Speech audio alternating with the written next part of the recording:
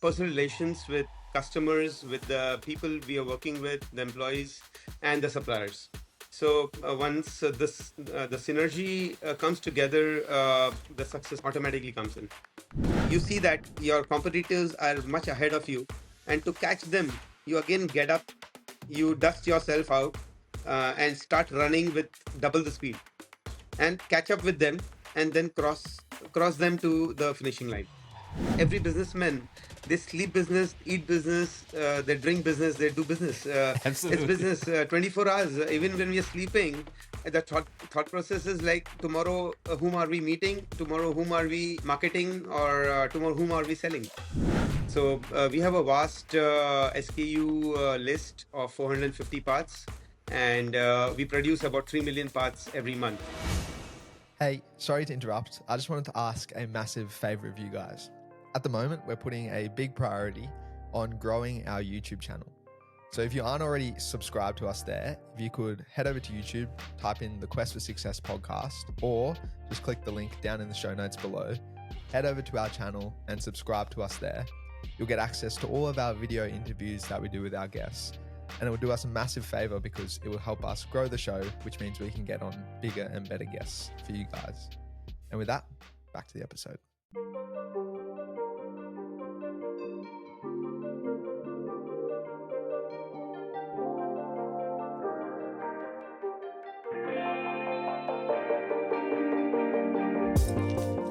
All right, welcome back to the Quest for Success podcast, and thanks so much for tuning in once again. Today on the show, we're joined by Divya Ramraika, who is the managing director at Star Engineers, which is an automotive electronics firm over in India. So really excited to unpack his story and understand a bit more about how he's gotten to where he is today. And I had the privilege of meeting Divya at the Harvard OPM. And I know this is Divya's very first podcast. So we are really looking forward to, and thank you for giving us the opportunity to have a chat with you. Thank you, Jam. Thank you. Thank you very much. Thank you to your team for setting up this. It's going to be a great experience for me. It's my first time, and getting a little shivery, but I think I can manage it. 100%. Yeah. 100%. So, Divya, to start this conversation off, we need to start with something pretty fundamental. And that is, what does success actually mean to you? Success is more of resilience, focus, and personal relations with customers, with the people we are working with, the employees, and the suppliers. So once the synergy comes together, the success automatically comes in. Hmm, hmm. Yeah. So it's more of making sure everyone's happy, and Yes, it's not just something that there's an end result. It's more of a journey, journey. making them Yes. supporting them. Yeah, That supporting yeah. them, and maybe I can say it's their support to us which makes Yeah. our success more successful. That's right. So making them successful is your success, right? Yes, you can say that. Awesome. And I suppose for us to understand the man who's sitting in front of us today, we need to understand some of your context from your early life. Can you walk us through a little bit about your upbringing and how you think your upbringing and also your parents kind of shaped who you are today? The story goes back to 70s, where my father, we are basically from Pune now, staying in Pune in India. And my father hailed from North India, Uttar Pradesh. He has been a double gold medalist, mechanical engineer for his engineering career. And after he finished his engineering, he had a dream to uh, be in on the technology, and as a technocrat entrepreneur. So he shifted to Pune in 76, and I was born in 78. uh, he was working in Pune with the automotive company, making lights, all the headlamps, tail lamps, and everything automotive products, for 10 years. After that, he planned to open his own company from zero, you can say from scratch. So when he Mhm. came in Pune, he came empty-handed, without any investments, without any money, without any finance or nothing. And then he went through a very hard phase of life, uh, working for 16 hours a day and earning his bread. Uh, and my mom was also working in the house in internally making some electronic products apart from his job. So it was like a cottage industry, making small parts for automotive companies, where my father would come home, do the rest of the work, testing and everything, and then delivery to the customer. So he was working on two different platforms on same day. So this went on for 10 years. So I saw them coming up from that dust and creating this empire. Uh, I would come from school. In my school days, I would come like after my school, I would work with my mom at home. I would do assembly, soldering at my fifth standard at the age of you can say 11, 10, 11 years. We had a few people working with my mom, so I would be one of them after my school, play a little bit, and then I got the taste of manufacturing and working at that time. And that experience of industry which my parents gave me, it was my own will and wish to do that at that age. So that made me experience on the process, and I was very inquisitive or curious to know about different processes, different manufacturing techniques. Uh, Started from home, from my living room. So that brought me in this field of manufacturing at my later stage of my education.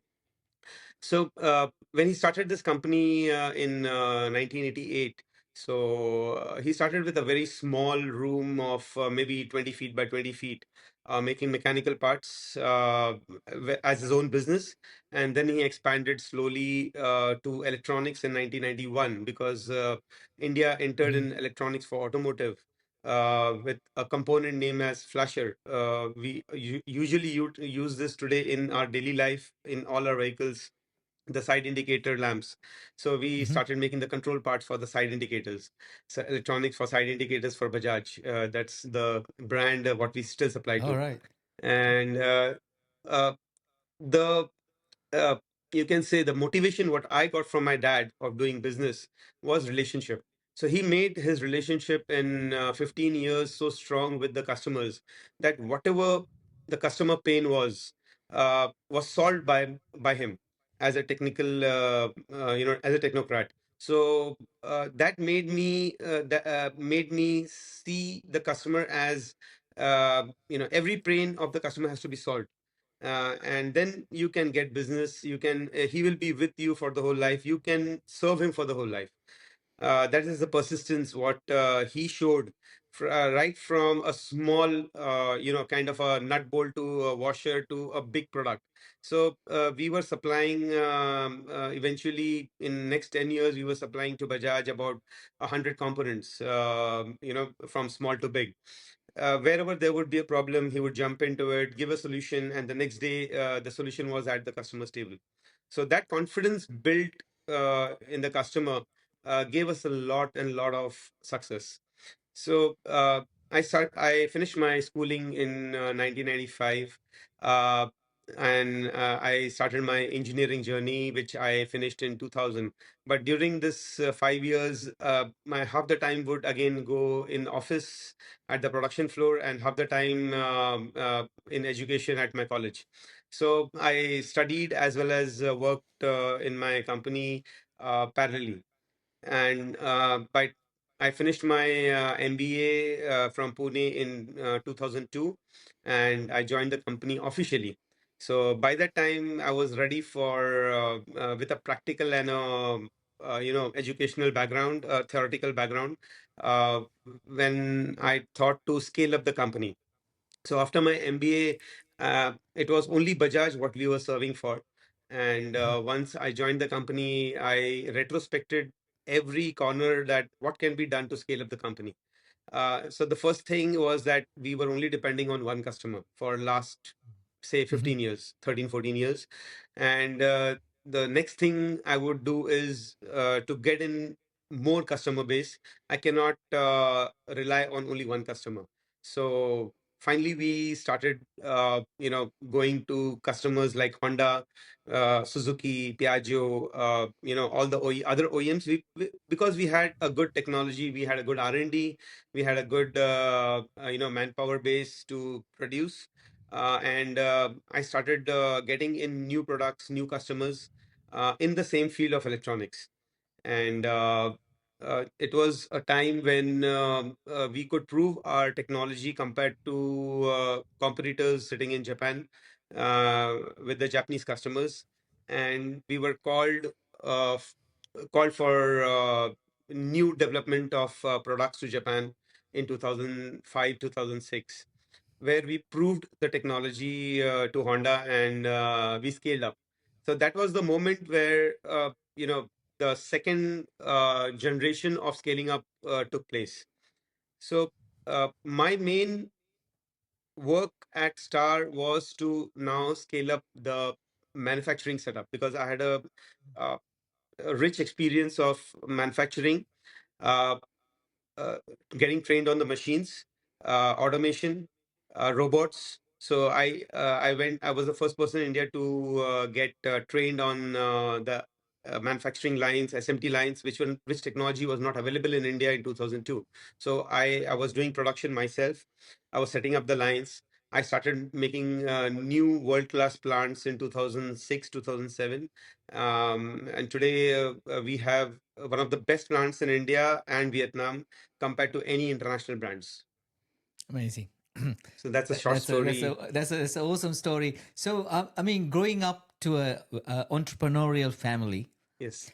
what's the day on day? I mean, I know you went out and studied separately, but you're pretty much coming back to your home, your business.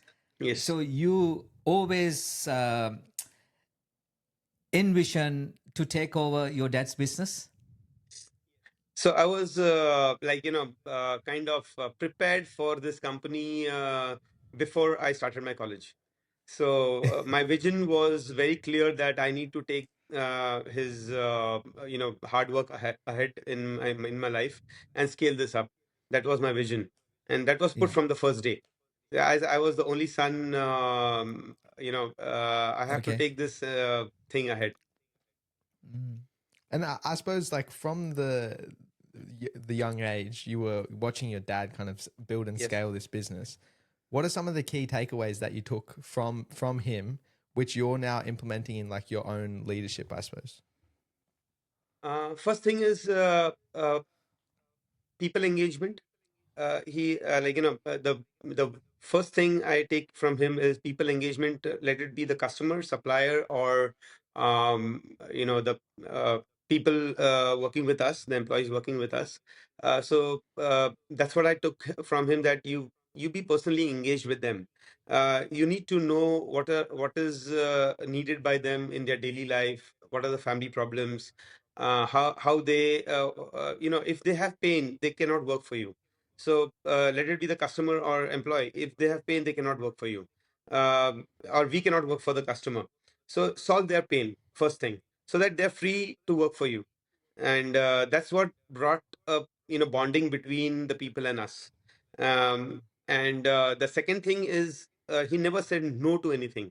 Any problem was solved instantly, where the customer gets the solution, and he's free of that pain. So that brought in more value to the company, and that's what I have taken from him, that solve people's pain first. Mm. Mm. And you mentioned in your journey, you kind of took the business and scaled it and built a lot of manufacturing lines. Can you give us some, I suppose, key takeaways or lessons from that kind of scaling journey? Yeah. So, as I told you, in 2002, when I joined the company, we had very less automation. We were doing things, a lot of manual work, manual assemblies, manual in electronics. We have soldering, so we have a lot of manual soldering. So, I started visiting plants all over the world. I went globally to visit plants in Japan, in Taiwan, in China, in all over Asia Pacific. I collected a lot of good practices and bad practices, learned about how electronic manufacturing can be scaled up for the next generation of technology. So I started doing mock-ups at my company here. Getting SMT lines, automation, very fast automations, which can produce products with minimum manpower. Like you can say 1,000 is two. Where 1,000 people are needed, you need only two people or three people to run that line, and it can be automatically done in 2002. And then I had to learn it myself because there was nobody in India that time to really run these machines. So I learned how to, operate these machines, how to install them, how to maintain them, and I did production for about 6 years on them myself. I trained people, I trained my group to maintain these machines, and then started multiplying these machines. So that got me to scale up the plants, and then building up new facilities to have the environment built for these machines. So these machines can run only industry and highly sophisticated ESD areas. So electrostatic discharge environment. So I had to go for training on the process of the manufacturing and streamline the product in such a way that they don't have any failures, because Hmm. electronics is one thing where either it fails or it's okay. You don't Yeah. have a middle option that it'll still work, somehow. It cannot work somehow. It will either be yes or no. So I had to be sure shot on my process that whatever I produce has to work. So I set up the processes in a way that we have no comeback on the quality part. That's what automotive needs. When you're producing a few pieces, you can take care of it very nicely. But when you're producing millions, you depend on machines and the people working on those machines. So your process has to be really stable. So my focus was mainly on that, to deliver a quality, cost, and smooth delivery to the customer. Mm. And was it in 2002 that you took over the business, or was that just when you got into the business? Uh, I'm still not over the business. I'm still working with my father. He is very much active, and he's a dynamic guy. At 76, you must have met him at Harvard. He was there at the convocation, and he's very much active. We both operate the company parallelly. We take decisions together without any conflicts. Yeah. So All right. we That's listen great. to each other, we talk to each other, and we take fast decisions. That is also Yeah. one of the reason of success. Yeah. Yeah. So, Divya, you probably agree if I said you're actually born to this business, right? Yes, Because actually, when your dad started the business, you're very, very young, yes. and then was there a real like an official transition into this business? Like you dad said, okay, this is what you have to do, or you just automatically fit in? Uh, yes, you can say it was an automatic transition for me, uh, where I knew what I had to do. I Mm-hmm. knew the vision what he had to scale up the business. So I didn't have any option. Frankly speaking, I didn't want to work anywhere before joining this company for experience. So I was already working with this company from 95 after my school, partially.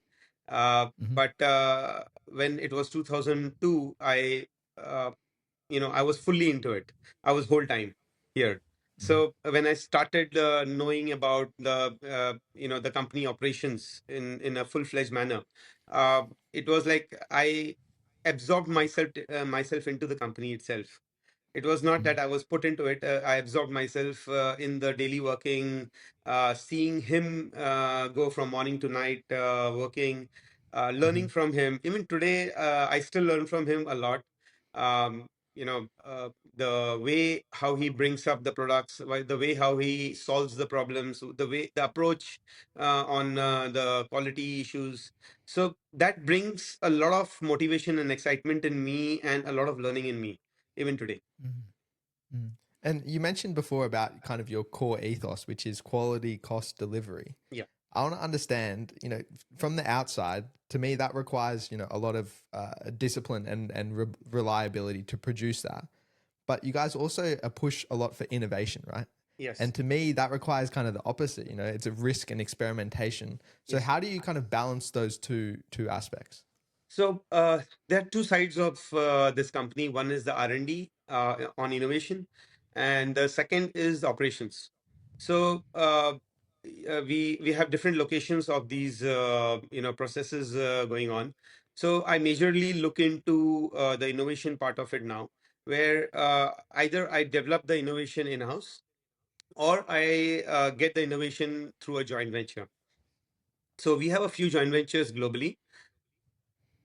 We are joint venturing with Italian companies, some Chinese technology partners, some Indian technology partners under a joint venture, where we directly get the technology from them and we produce the products in our facilities. Uh, Either we from the day one we have our own in-house design facility where we do the complete we go through the complete process of design mapping and developing the product and creating an IP for that product, because automotive electronics is a very niche sector where very few people are globally present to supply these parts for automotive companies. So we compete with big giants, and in India, at least, we compete with very few people, who are producing similar parts. The main USP, what we do is we are into the complete vehicle system. So we don't make one or two category of products. Right from the sensors, ignition systems, controllers, lighting, uh, charging systems, the complete vehicle system except some parts like battery or motor we don't do. Otherwise, the complete vehicle system is made by us, which is not done by anybody else. So we have a vast SKU list of 450 parts, and we produce about 3 million parts every month. So that's we are one of the largest makers of these products with variety and quantity, keeping that into consideration. So Mhm. that large SKU is not available with any of my competitors. That brings us also as a USP for Star. Second, our development time is very, very less. So we have a speedy development to deliver to the customer, because today in India, the customer needs it in yesterday. They don't talk about tomorrow or day after tomorrow. They say it should be ready, or are you having it ready? So once we go to the customer, we have it ready with for him. So that's where he is with us, and he's on the go with us. That okay, fine, we are ready with this product, and we are ready for delivery to them. And then they test it out. They do all the validation, and we go ahead for the production with them. So that's where the confidence is more with us, because we have been supplying to all the OEMs in India and all around the world. And that also Mhm. brought us a big advantage for the Asian market, which started that journey started in 2015 when we wanted to have a plant in Vietnam, and it was very easy for us to enter that market because my products are very common with those vehicles which run in Asia Pacific, and we are already working with those global companies which are already present, the Japanese companies which are already present in ASEAN. They really like the basket what we offer, and we were ready for that. So the decision again was made in a day, you can say, to put a plant in Vietnam by me and my father, and we started this journey in 2015 in Vietnam.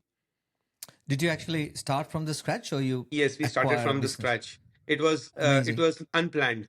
It's like Wow. you're visiting a country which you don't know, you've never been to, you don't know the people, you don't know the government, you don't know any statutory compliances, and you land up in that country one morning, and by evening you buy a land and you start putting a plant Take us through, I mean, that's really there. interesting how that happened. Like, without Do you have a like a local partner or? No, nothing. We went blank. We went with a blank page. We never planned to put a plant there. Actually, it's a great story. What we went through. It was even we had goosebumps when we did that. You know, so it was August of 2015.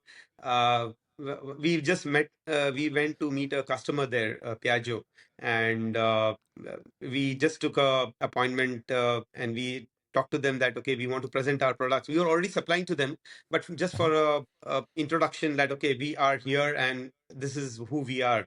We wanted to present to Piaggio in Vietnam.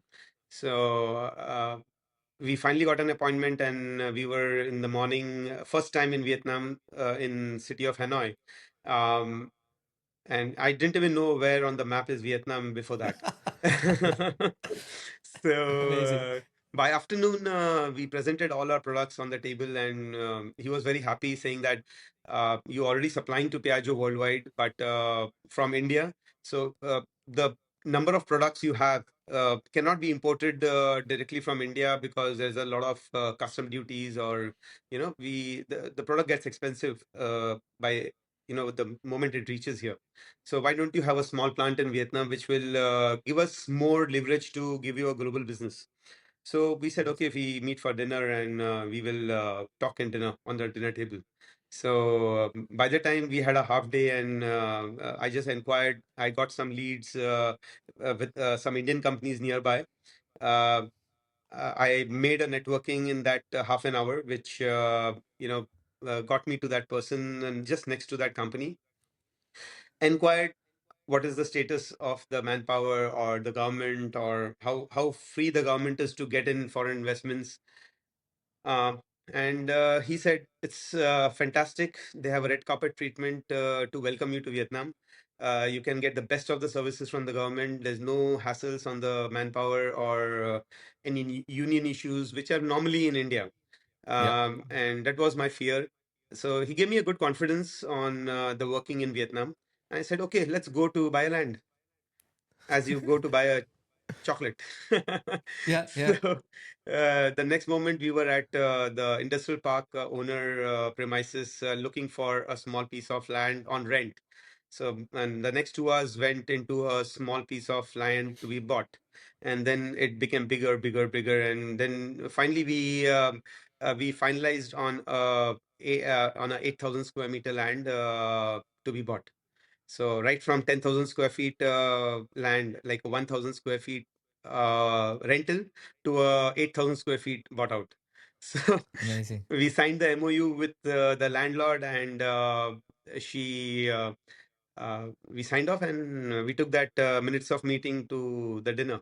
And we said, here is the land and it's purchased. We start manufacturing in Vietnam. And this guy was like in a shock for 10 minutes. He didn't speak up anything. He was still you know hoping that I come with that I'm joking, but I said no, I'm serious, and you have already promised me a global business, so keep up your commitment. And Yeah. finally, he called up the headquarters saying that Star is putting a plant in Vietnam and let's start business with them as a global business. Transfer all the RFQs to them. And next day, I got all the RFQs. And I Amazing. started Wow. I didn't have a person to operate that plant. I didn't have an investment certificate. I didn't have a bank account. I had nothing there at that moment. In Amazing.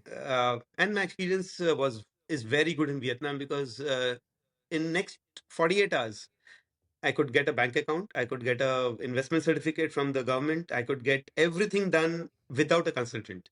I ran table to table, and in 48 hours, I got every documentation done. My company was formed, and when I came back to India with that investment certificate, and but still, I didn't have anybody to run that plant. So Yeah. finally, I you know I went after 15 days. I kept on going there every 7 to 15 days. Now it started. The journey has started, so I need to go there. The person I met after my meeting, I went to him. He became a good friend of mine. I asked him who will run it. So he said, "Sir, I will run it." And finally, he was with me. Wow. Amazing. So And it's The law Yeah, of attraction, basically, you attract something and you get it. yeah, yeah, And is that how you make all your decisions? Like, are you a very quick to Very quick, react? yes. Yeah. Instant decision. So me and my father, like, we look into each other's eyes and we understand that where we want to go and what we want to do. So what's my willingness or his willingness? We understand that language of eyesight very well. So that helps us to take quick decisions. Uh, Even if there is a difference in the decision making, we sit down to analyze what is the best out of it, and he agrees to me or I agree to him. So that thing is very clear between us. So that makes the yeah. decision making very, very quick. Yeah. That's amazing. I mean, this is an amazing father son story. And I Yeah. want to learn from it. I mean, it will help us as well in terms of relationship. Yeah. So, what are the key things your dad done from the younger age? Like, communicating, or you saw his hard work to really, how do you manage to get this level of relationship? The key factor here is listening. So the confidence in him, because he always took good decisions. He always took decisions which are benefit to the company first. That's what I understood from the first day, because we have lived together for last. I have lived together with him for last 46 years. Yeah, So in yeah. one house under one roof, eating the same food. Uh, so that synchronization between him and me has always been there. I stay with my boss. You can say 24 hours. So we travel together. We visit the same customer. We take decisions. Uh, and we do the due diligence between us so well that we can decide that what's good and what is bad, what is wrong and what is right. And even if we take a wrong decision, we will Mm-hmm. not blame each other. First thing, we will Mm-hmm. always make a way out of it, that we improve that decision to be good. We will repair that damage together, and come out of it uh, any point of time. So we have that capability, both of us, because we are both hands-on the job.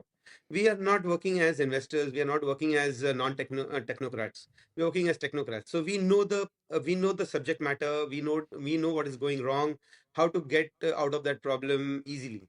Even if very few times, you can say out of 100, maybe one or two times we may have taken a wrong decision, but we know how to bring it back. And we have gone, we have touched the ground a couple of times in our life, you know uh, by some unknown problems, and Mm-hmm. we have managed to bring it back to the same level, and then scaled it up maybe 10 times. Mm. So amazing.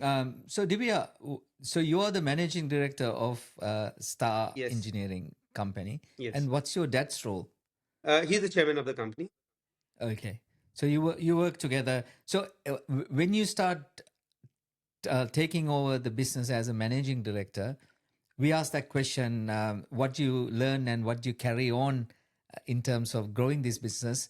But have you ever thought, well, I need to change few things? Yes. What uh, are those? yes. So the major part of his, see, anywhere, any business, if when you are a second generation to the company, there is a certain culture of working culture in the company, which has been created by the first generation. And when it comes to the second generation, there is no doubt that there'll be some differences on the cultural thought process to take ahead the company. So even in my case, the same cultural difference was there. To change a little bit of working style with the employees, uh, because dad started with zero. He created that environment of culture between few people, started with few people. The moment I joined, the company had about 200 people working. So I had to scale up from 200 to 1200 people. And there is a need of cultural change on the systems, on the behavioral aspects, on how the people will react or the systems will react. So I pre-discussed that with my father that okay, if we continue to do this in the same way what you were doing, uh, it may not work out 100%. Still, it will work out, but we won't get the results in that ratio. So we need to make minor changes on the behavioral aspects of people, as policies, as cultural differences between departments, the way of working they do. So that was pre-discussed with him, which he agreed upon. There were some things where he also faced a retaliation from with his own experiences, and then he came back to me saying that yes, you were right, at some point of time this should not have been done. So some experiences were bad, some experiences were good, and then we came to a mutual understanding that yes, I was wrong somewhere and he was right somewhere, and where he was wrong somewhere I was right somewhere. So that made those changes in the system. uh, we never fight. We fight sometimes, but never fight in front of people, so that they don't understand those differences, actually, that they don't take advantage of those differences in the organization. So we Yeah. keep that at home. We keep the ego at home. We keep the fights at home. We go home and fight if wanted, but that's not needed many times. So now it's quite a lot that okay, I if I say something, he's agreeing, and what he says, I agree. So we have gone more pally with each other in that case. We mentioned kind of early on that your dad's skill was kind of the relationship driving and also like delivering innovative solutions quickly. I Yeah. suppose in this kind of partnership between you two, what do you think you add to that partnership? Yeah, so that became a benchmark for me when I saw him working from my school time, that he's delivering to the customer instantly. So whatever customer pain is there, what do you expect from a doctor? When you go to a doctor, you expect Mm. immediate pain relief. Even if the doctor knows very clearly that this pain is not going to be relieved in next 10 minutes, it's going to take some time. It's going to take days. But still, he gives you that confidence that don't worry, Yeah. you have come to me, and I'll relieve this pain in instant. So that itself brings your pain down 50%. First, there's a connect between you and your patient, or you and your customer. So Mm. it's very common, between a doctor and industry, where first thing you need to give your customer confidence that yes, I'm here, I'm personally in touch with you, and I will ensure that your pain is relieved instantly. And you deliver that. Actually, you deliver that. It may take, maybe you commit him one day, uh, but it may take 2 days. But he knows that his pain is going to be relieved with continuous, experiences with him. So when he would contact the customer, or he would be called by the customer would call him in the confidence that yes, I will get the solution, not in one day, at least in the next 5 days. So, Mm. but I will get the solution, which I'm fighting for months. But my father would give him the solution in next few days, surely. With that confidence, the customer engagement was there, and the speedy development, the solutions. India also works a lot of jugaad. Jugaad is basically a raw kind of a solution for instant pain relief. Mm. So that also helped a lot in those days, which brought this company up. Mm. So, Divya, I want to go into a different direction, right? I mean, it's probably a really exciting time right now in India. There's a lot of things are moving in the right Developments. direction in Yes. terms of economy, etc. So, what was the last decade like? In terms of manufacturing ecosystem in Yeah. India, like growing, and that helped you guys as a business. Right. So if I talk about after 2000, post 2010 to 2020, India had a lot of turmoil on technological change. If Mhm. you see, because we pioneered in two-wheeler and three-wheeler electronics, especially in this sector, this sector went into a lot of changes, where we had a transition of Bharat 4 to Bharat 6 norms, government changes, and they wanted to promote more fuel efficient vehicles, less polluting vehicles. They changed a lot of technology on that part. Uh, After the new government came in 2014, there were a lot of foreign investments made in India on in this sector, which also gave us a challenge to innovate, gave us a challenge Mhm. to make new technology being in India without any joint ventures at that time.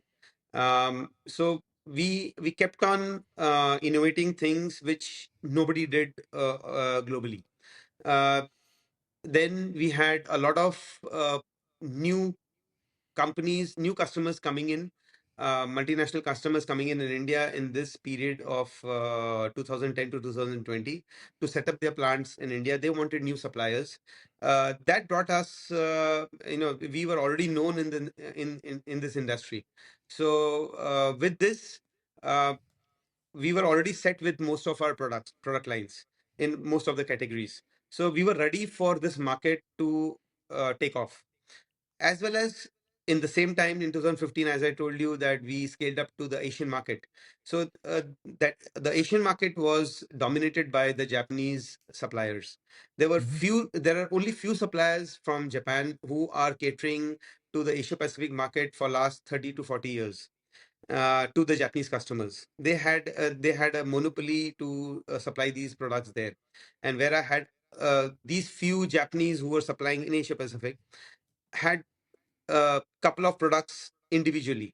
So I had all those products in my basket, at one stop shop. So when I put a plant there, it scaled up in an instant where the customers wanted all these products as a second source. And I was the preferred source because I was already supplied to their global sourcing. So that brought my economy to a great level. Mm. So that's great to know. I know, normally perception is like Japanese product are higher quality, right? Yeah. And do you think that's actually changing now? Uh, yeah, I don't deny that Japanese products are on a higher quality. Uh, but we compete uh, with the similar or a better quality than them. Okay. So we have that legacy of that's what I created in the first 10 years of my working career, creating world class plants, creating world class Mhm. manufacturing processes, which uh, which got my products to the similar level of a Japanese technology with a Japanese quality and with a much lower price.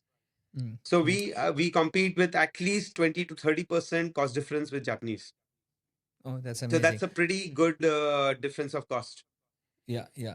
So, Divya, you talked about competing and technology, right? So, what kind of emerging technologies like AI, IoT, or automation that you are currently using or you're planning to use? Okay. So in manufacturing process as such, we are going digital on the process side. Uh, so that's again addition to your question. Uh, Yeah. I made a product which I also displayed in Harvard, where it's a new business vertical. It's called as iWorks. So when we had some issues in ordering a machine without a purchase order or without a documentation, where the things were manually processed, the documentation was manually processed. So a few years back, this thing came up to me, and then my mind struck that I need to automate the complete process. In that case, I went for a small software which I could digitalize the complete process of this documentation, um, because my lines were already automized and computerized. So on that side, and we have SAP on that side, so we have already a system implemented. On the office side, I had a big, vacuum of digitalization. Then I created a concept where you could do everything online, all your travel requisitions, purchase requisitions, mails, on a single portal. There are 36 processes in the office side which could interconnect with each other, right up to HR, gate pass, and everything was taken into consideration. It was mapped, and they were interconnected with the efficiency of the person. So it was a long thought process to list down all the processes on the office side and digitalize and going paperless in the complete organization. Because by the time we already expanded globally. We expanded out of India, and communication was the key factor on which I had to work on. Because I Mhm. cannot do everything sitting, sitting at one table. I cannot do everything, take all the decisions. There are people now to take decisions. They need to have, they need to have a kind of a bracket of decision making that under this bracket we can take decisions. So I created this platform on which, and this was in fact created only for myself. By the time I was at Harvard in 23, uh, I was the mind changed that okay, the system has been so well made that I can scale it up to the world, and I can commercialize this. So finally, during the 3 units, I went scaling up, and I after my third unit, the next month I commercialized and launched it. Wow. Today we are already, we are already having a few customers. We have started selling. We have started demoing to the companies, and where I see in India, the small and medium enterprises don't have any system to digitalize their office part of it. They have softwares where every department has different softwares. It's not integrated with each other. It does not map your manpower efficiency or task management to your appraisal system, your quality management system, your project management system, your development roadmaps. Nothing is digitalized or measured. So here with the time, everything is time bound. So you have to finish the work in a certain time. And that is one of the major issues in India, where time is not, the second priority. It is his comfort level, which is the first priority. So this system pushes you to, put the timelines in place, tell the person that yes, you have to finish the job in time and deliver it in time, so that the customer is satisfied. The customer gets the job done in time, and that results in his growth also. If he is delivering, then it's automatically measured to his growth. So, Mm. and this system, as you talked about AI, the system is already on AI. So I have a dashboard in front of me which it tells me about every person's every minute efficiency, and it can I can tell you that okay, with the AI, what are my numbers, what are my figures in the Oh, system. Any data can be pulled out with the AI. I ask my AI to which is in the system, the data which is in the system. It can pull out of SAP, it can pull out of the iWorks, and give me the complete summary of whatever question I ask it. Amazing. that's fascinating. And I suppose on that kind of future Yeah. projection kind of point of view, there's a lot of change happening in the vehicle market, and Yes. you must have a lot of kind of inside knowledge into kind of the direction where manufacturers are planning to go. Yes.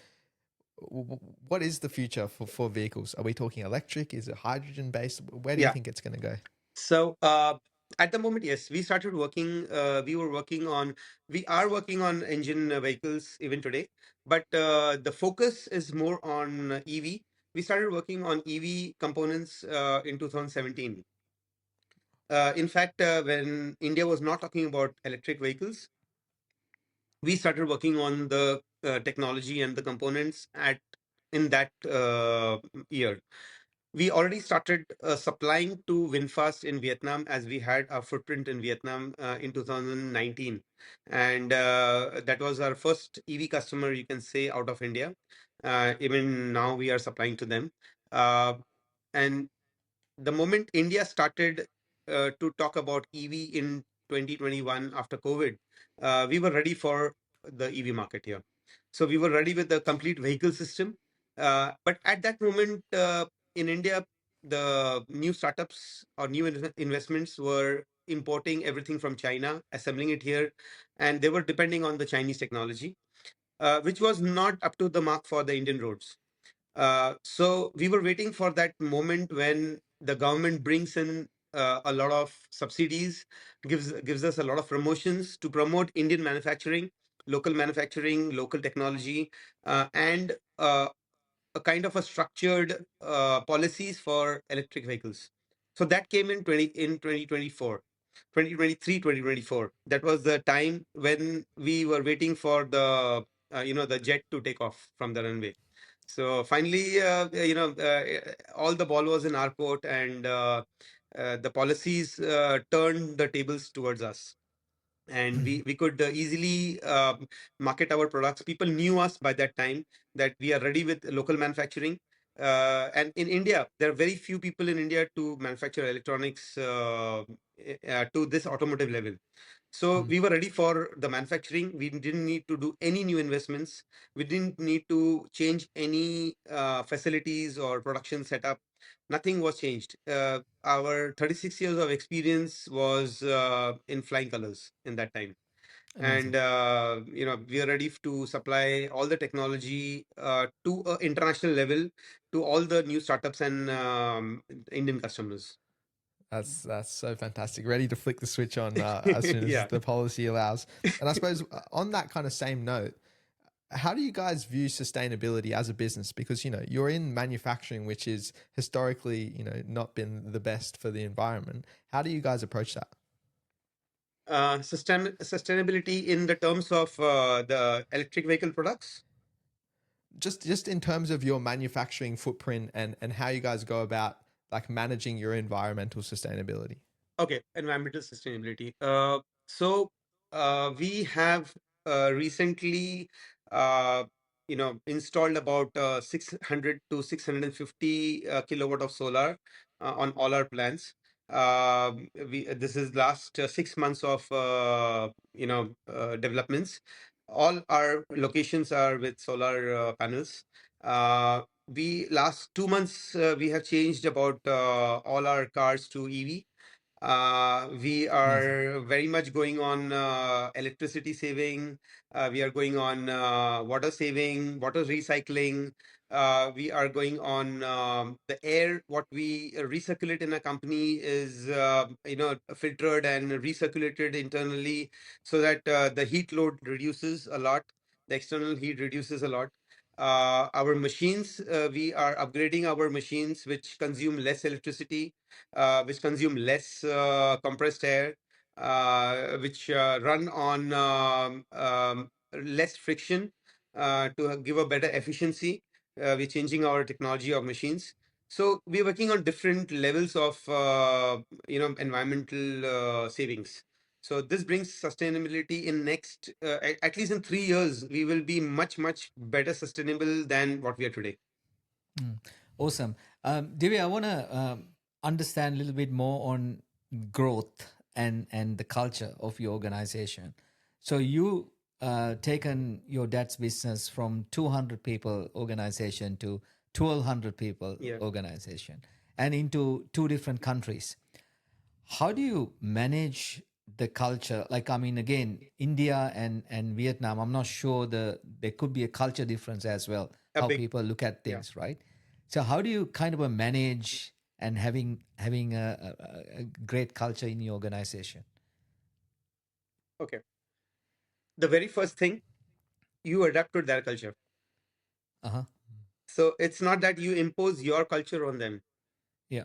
You need to, when I went to Vietnam, India culture, I know very well. We have been working for years and years here, how to, adapt to their culture.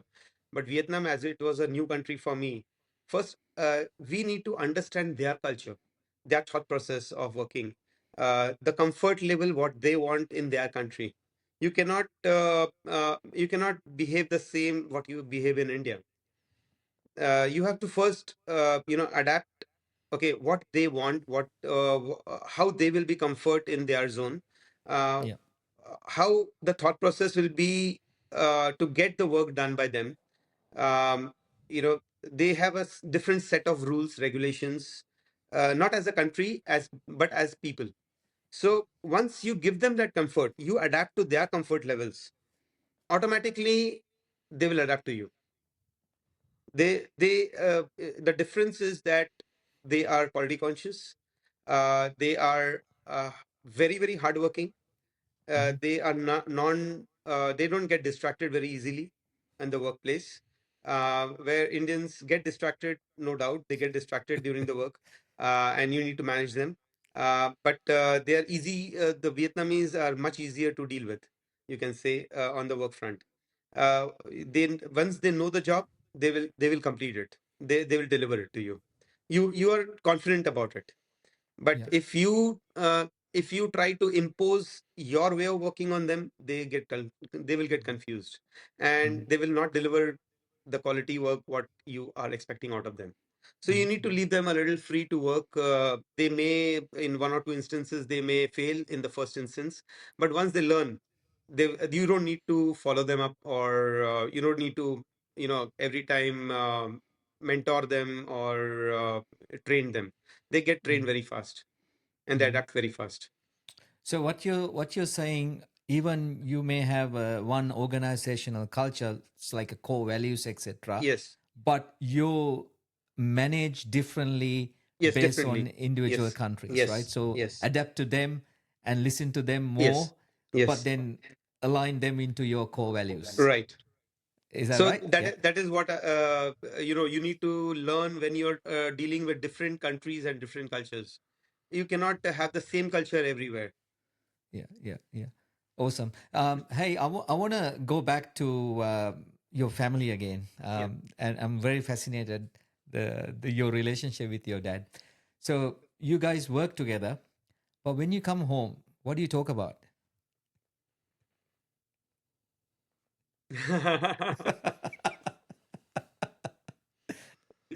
So as I said, I live with my boss in office. I live with my boss at home. So it's more of a learning.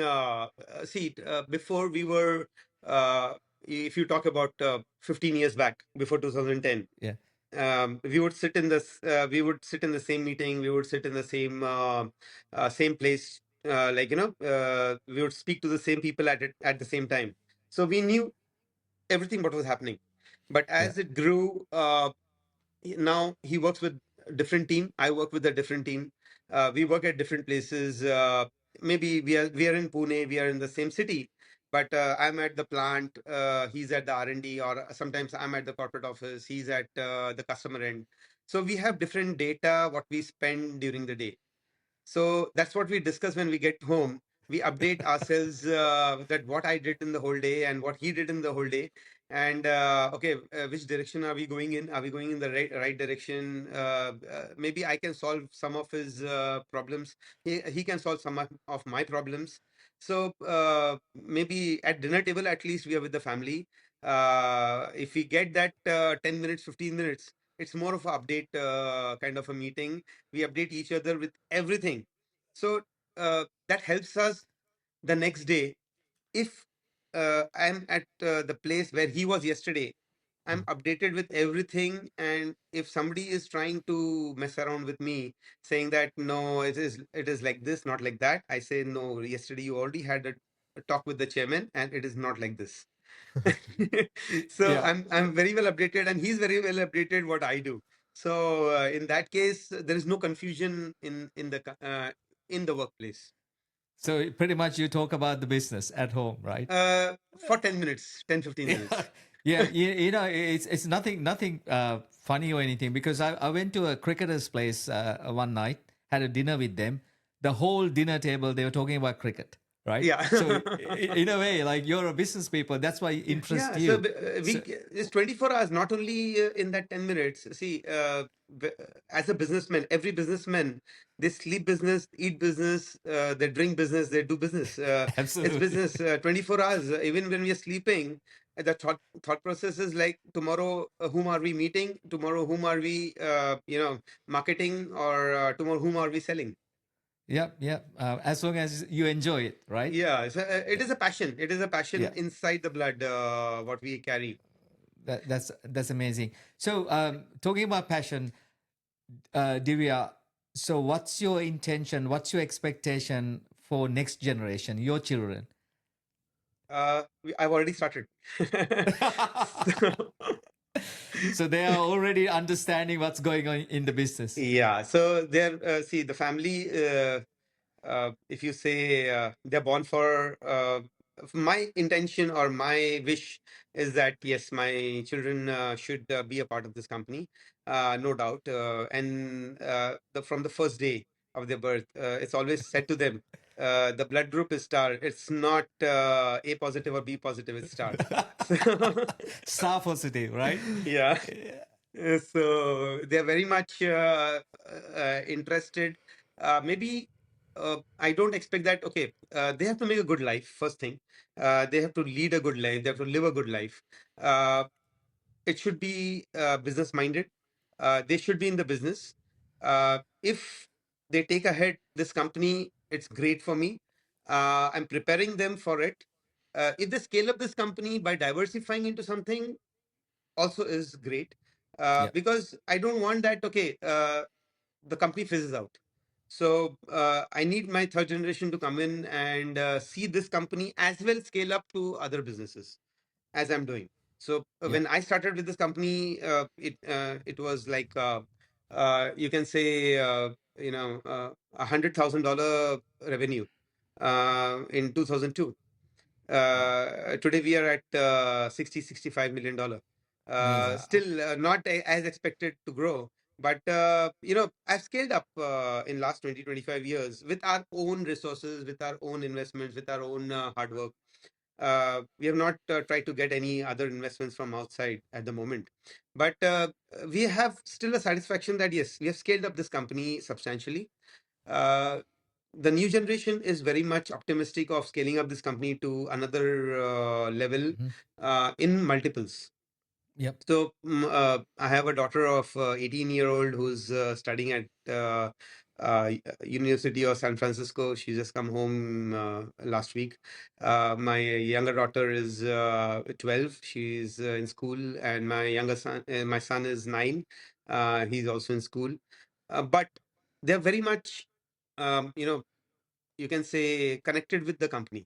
They're very much connected with the people of the company today at this age. They come to office, they meet people, they interact with them. uh, they have a vision. They themselves have a vision. When they come and see the automation, they see the plant, they see the machines. The people understand that they are connected with the machines. They're technology driven.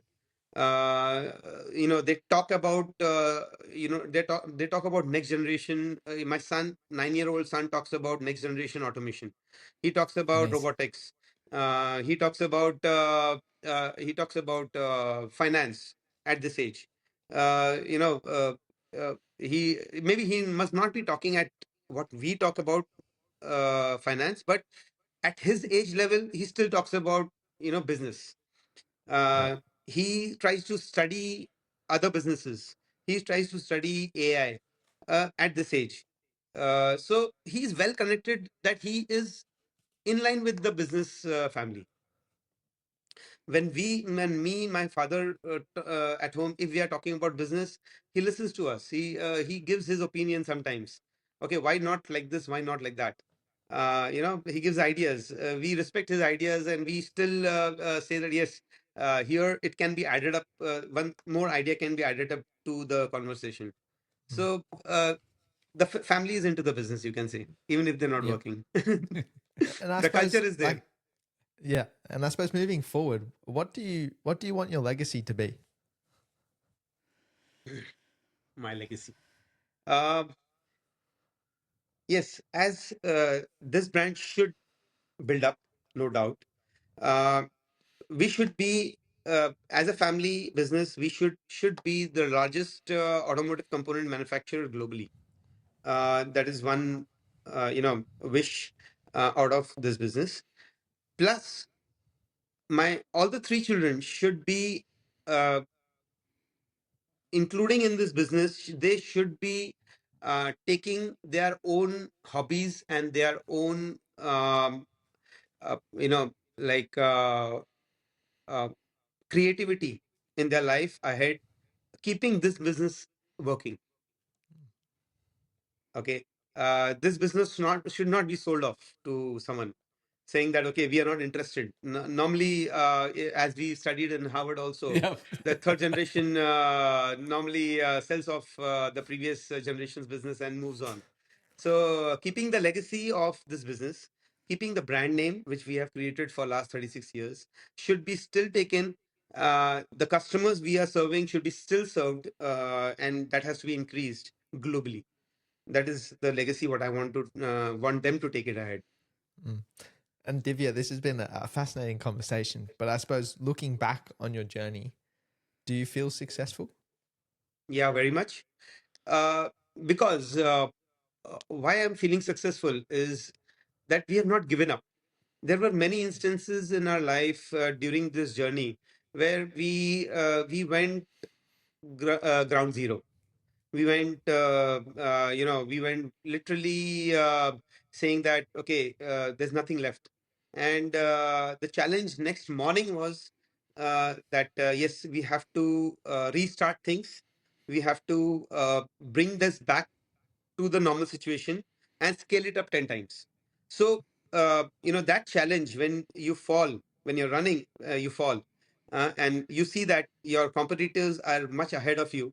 And to catch them, you again get up, you dust yourself out, and start running with double the speed Yeah. and catch up with them, and then cross them to the finishing line.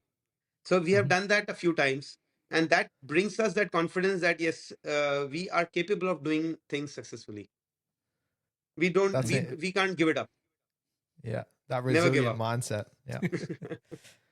Well, Divya, this has been an incredible conversation. Not only like because of your awesome story, but being in a family business, father son as well. It's something that we can, Special, very yeah, special. And very special, and I, we I can give a relate big to. thanks to all my family members. It's been this journey could not be successful without the family support.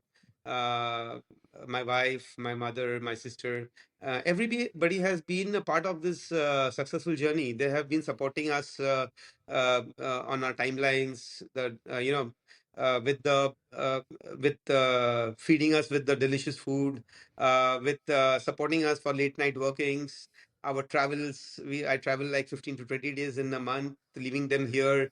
They have been seeing us working. So that support, what they give us, is a big support, Mm. which many people don't get. So Yeah. I'm very happy to have a supportive family. I say that that support is a part of the successful company. Yeah. Absolutely. 100%. And I suppose throughout our conversation, I've been jotting down a few key traits which I think have been part of your successful life. And I want to share a few with you. The first, I think, has definitely been passed on to you from your dad, and it's being relationship driven. Whether it's, in your interactions with clients and customers, or even in your interactions with your family as well. I think being so focused on keeping that relationship and prioritizing the relationship over business and everything else, you end up building those strong relationships which And lead to positive commitments, outcomes yes. for Yeah. everyone involved. The next one I think is you're a continuous learner, whether that's doing world travel to go and see how other countries are doing things, or going in and getting further education through your MBA, or going and getting training on these new advanced manufacturing lines. You're always kind of looking at the next step. How do I stay ahead of the curve, and what do I need to know so that I can stay ahead of the curve? And I think that's a real critical factor for you. The next one, we touched on it quickly, but I think it's your ability to make decisions quickly.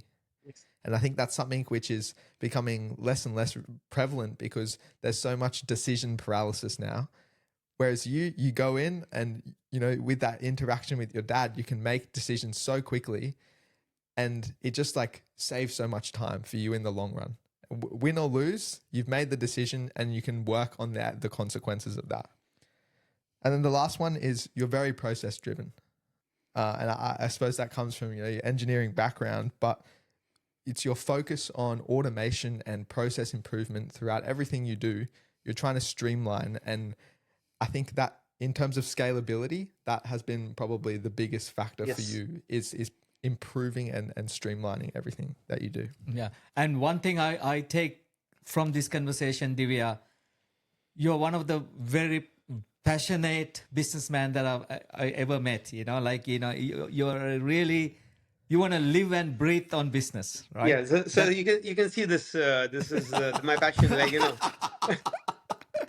that's amazing. That's in on your heart, on right? my heart. Straight on. So, Yeah. and this is not, you don't get this. You earn it. So this All is, right. I'm the only one wearing this in this company. Amazing, Wow. amazing. I mean, your passion is it's like unbelievable. Like I mean, That's my first we love. had yeah, yeah. I mean, we had amazing conversation, and thank you for taking time with us and having this conversation. I think we learned quite a lot from this Yeah. conversation, Yes. and Yeah. yeah, we Appreciate your really time. enjoy every minute. We really enjoyed it, and thank you so much. I think so. The session has been introspecting my journey in Star. For last 1 hour has been a good journey introspecting on my memories for last 30 years. Absolutely. And mate, you couldn't even tell you're a podcast expert, and No, I'm not. no, we really appreciate your time. And for those who are listening and who have gotten something out of today's conversation, if you could do us a massive favor and leave a comment and subscribe to this wherever you're listening to this on. And you can see all of our inspiring episodes over on our website, thequestforsuccesspodcast.com. And with that, we'll catch you guys in the next episode. Thanks for listening.